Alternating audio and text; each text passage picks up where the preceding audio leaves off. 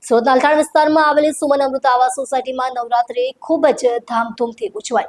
આ આયોજિત કાર્યક્રમમાં વેશભૂષા સ્પર્ધા અને ગરબા રમવામાં આવ્યા। આ સોસાયટીમાં ભારતના દરેક રાજ્ય અને જ્ઞાતિના લોકો રહે છે, જેમણે એકબીજા સાથે મળીને આ તહેવાર ઉજવ્યો।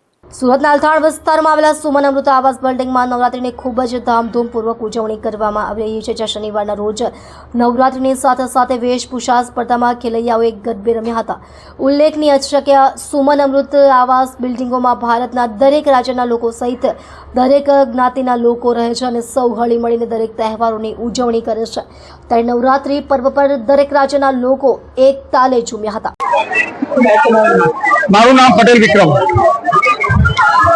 Suman Amrit housing service society Althan ભટારમાંથી સુમન અમૃત યુવક મંડળ દ્વારા માતાજીના નવરાત્રીનું આયોજન કરેલું છે। એમાં ટોટલ 660 ફ્લેટ છે, 3 બિલ્ડિંગ છે। આટલી મોટી સંખ્યા હોવા છતાં એકબીજાના સાથ અને સહકારથી માતાજીનું આરાધનાનું પર્વ, નવરાત્રીનું પર્વ, ભક્તિનું પર્વ એકમેકના સાથ અને સહકારથી અમે આયોજન કરીએ છીએ। અને દર વર્ષે 2017 થી આજે 2025 ચાલે છે। એક જ પંડાલની નીચે અમે જન્માષ્ટમી, ગણપતિ બાપા અને નવરાત્રીનું આયોજન અમે ભેગા થઈને હળી મળીને કરીએ છીએ। કોઈ પણ પ્રકારના જાતિ જ્ઞાતિના કોઈ પણ ભેદભાવ વગર અમે એકબીજાના સાથ અને સહકારથી આવું સુંદર મજાનું આયોજન કરીએ છીએ। 2500 થી 3000 ની આજુબાજુ વસ્તી છે, ટોટલ 660 ફ્લેટ છે।